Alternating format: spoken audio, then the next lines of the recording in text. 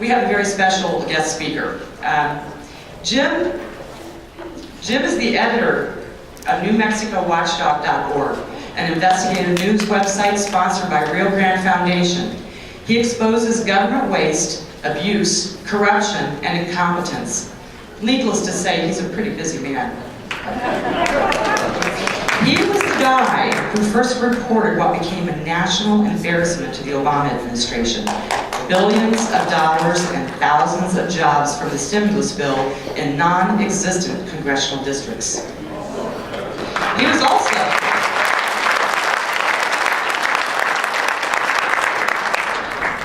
also the guy, he's a busy man, I tell you, who broke the story about Diane Dennis using stimulus funds for political campaigns.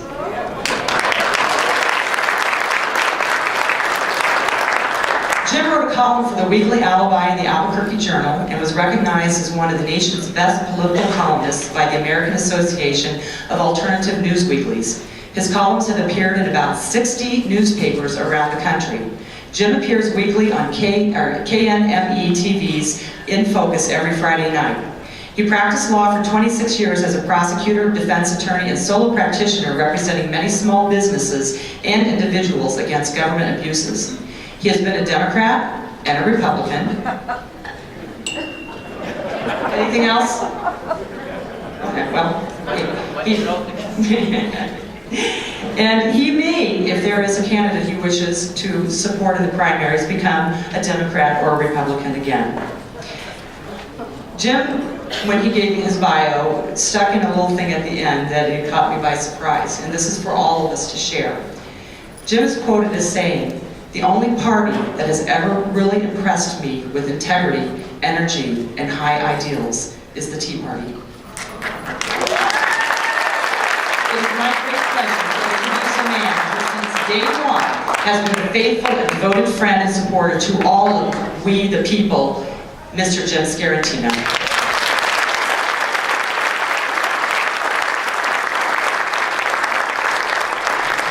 Thanks, Tina. I am really honored to be here because you see, you people are my heroes. I think back to a year ago, April 15th, I thought I was just going to be broadcasting this little event for Kiva AM 1550. Next thing I know, I was emceeing an event for 10,000 people for 4 hours straight. July 4th, to prove that was no fluke. You rallied thousands of people under a hot summer sun. And it just goes on and on. I had the honor to work and help at a training session for people to learn about online activism. People who had never blogged before are now blogging. And like so many of the Tea Party people, this is the first time you've really stepped out into the political arena because you had felt secure in your trust that government was going to uphold the ideals of this country, the fundamental values by which you lived your life.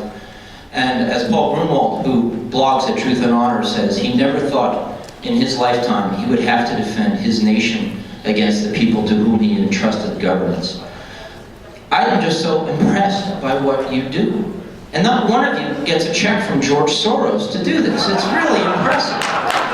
Now, was it in Rio Rancho you packed that ballroom with volunteers? It was only a week ago you packed Smith Brasher Hall at CNN, and you're in the convention center tonight. And one other bright spot I found walking around. Maggie Keene? Where are you, Maggie? She's in the back. Folks, let's hear it for the student coordinator of the Tea Party at the University of New Mexico.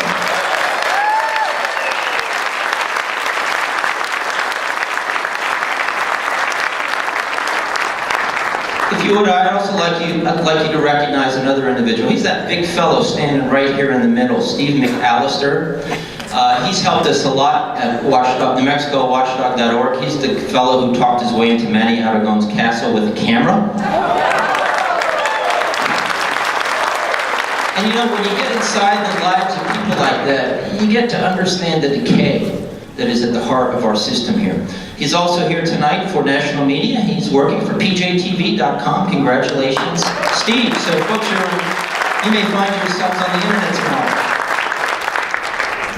I'd also like to recognize some true roundhouse heroes.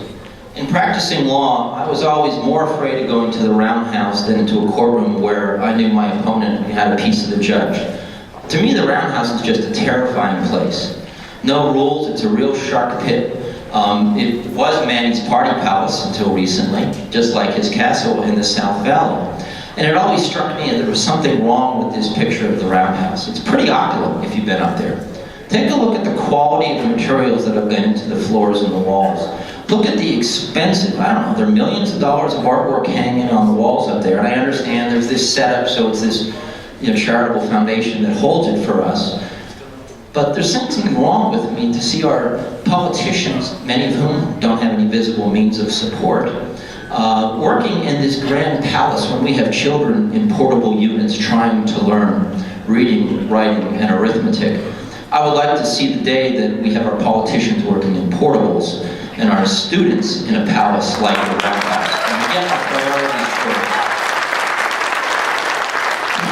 During this past legislative session, some real heroes were working up in the roundhouse.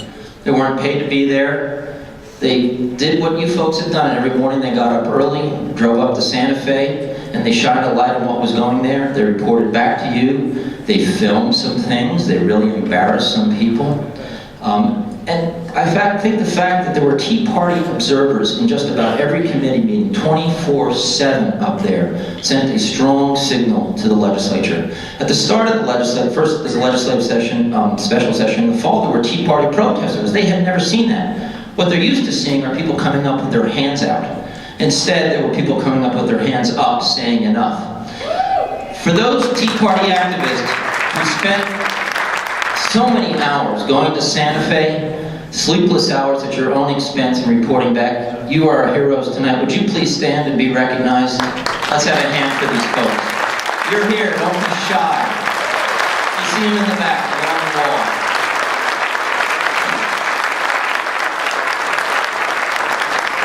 And it was my pleasure to report what was going on, particularly with the interaction between legislators who are only used to seeing their friends, and instead seeing people who thought that those folks should be working for them. We got some fun footage that was done by Gail Bacon. Gail, are you here? Video footage. There she is. She did a great job. And people got really angry. When they get angry, you know you're doing a good job. We also had true guardians up there. These are our elected legislators who were really slogging it out up there. This was a tough, very tough 2 sessions back to back. If we have any legislators here in the House, please stand, and let's also recognize you for your service.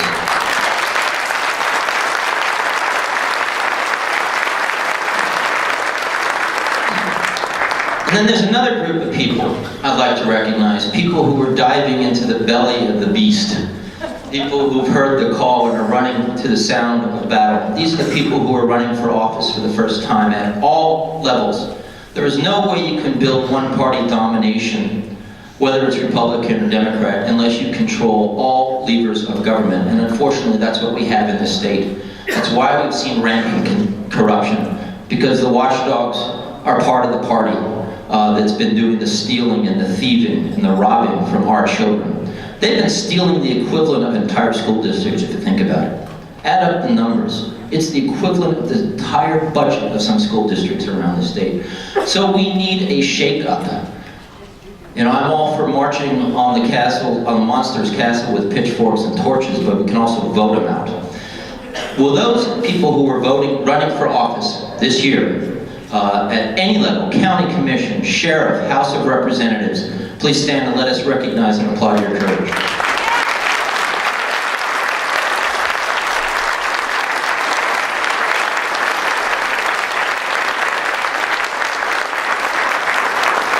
We've heard this analogy, which I was thinking along the same lines as this really inspirational speaker. I want to get his name, because the Tea Party's, just a one-race thing, which is very interesting. We saw a very inspirational African-American speaker here. I'd like to know who he is. But I was thinking along the same lines, the same analogy that involves tearing down walls. And in this state, shaking things up in a House district, at the sheriff's level, the assessor's level, the state land office, the state auditor, the secretary of state, is like taking down a brick wall one brick at a time. And what awaits on the other side of that wall? Well, as I look at my big Scottish friend there, I call him the Mad Highlander, Steve McAllister, I think of William Wallace. And last words he uttered as he was dying for a cause. Steve, what was that word? Freedom. Freedom. Can you say that with me? Freedom. Can you say it loud enough so that the commissioners in Sandoval County hear you? Freedom. Can you say it loud enough so that they hear you at the Roundhouse? Freedom. Now here's the real challenge. Because when the beer and wine flows that you paid for, all those movie stars that are hanging out with the governor get kind of loud. And he may not be able to hear you really well. So imagine yourself running down from the hills to the king's troops. You've got love of God, country, and family in your chest, and your heart is in your throat, and you want to scream that cause with every fiber and force of energy in your body. Let's say it together. 1, 2, 3. Freedom! Yeah! That was fun. I say to those people who criticize the Tea Party and wonder what it's about, freedom. Got a problem with that? I want to give you another phrase to keep in mind here during this election year, and it's inspired by a last-minute bit of defense at that Lobo game against BYU. Yeah. No layups. What does that mean in this context, no layups? Well, it means you don't give up an uncontested shot. You don't let somebody take something away from you without them working for it. You don't step back and let people treat you as if you don't exist. You contest every shot. You don't have to be big. Little guy like me, I learned on the street courts in Philadelphia that no layup rule. And I've got the chipped teeth and the broken bones to show it, but I can tell you my opponents who are as big as that guy back there respected me and didn't like seeing me under the basket waiting for them, just as Ben Lujan didn't like seeing Gail Bacon with her camera. You contest everything. You fight for everything. You don't give up any inch of ground anywhere in the state. The ruling party, because I don't call it a Democratic Party because I don't think it is democratic, it's simply the ruling party, has never seen anything like that. I think they're afraid, folks. I think they're afraid of you. They're afraid of not getting things for free anymore. So no more will we see a PRC race by a fellow like Jerome Block with no opponent when there's $100,000 for somebody to campaign against him.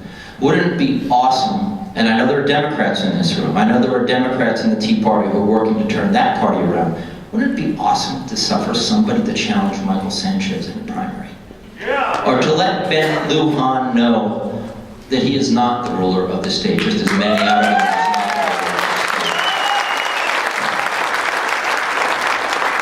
At every level, county commissioner, sheriff, state house, assessors, land commissioner, remember, no layups. I heard state representatives this year talking about their leadership was doing this, their leadership was telling them that. They were going to follow their leadership, and I was kind of getting flattered because I thought maybe they were talking about me. But they're talking about people I've never met. People you've never voted for, people that don't represent you. Too often we are seeing our state representatives not listening to you, not listening to their neighbors, the small businessman on the block who's generating jobs and gross receipts to keep state government going. They're listening to the Ben Lujans of Santa Fe. Well, I say enough of that, because look where we've gotten. We are in a terrible mess, and it's time to turn things around. No layup, folks. And if you repeat with me once again that wonderful phrase, freedom. Freedom! Now, in the back of the room, there are tables on, go talk to those people about how to get involved, how to observe this no layup rule, how to help turn the tide and turn this state around. God bless the Tea Party. Thank you very much.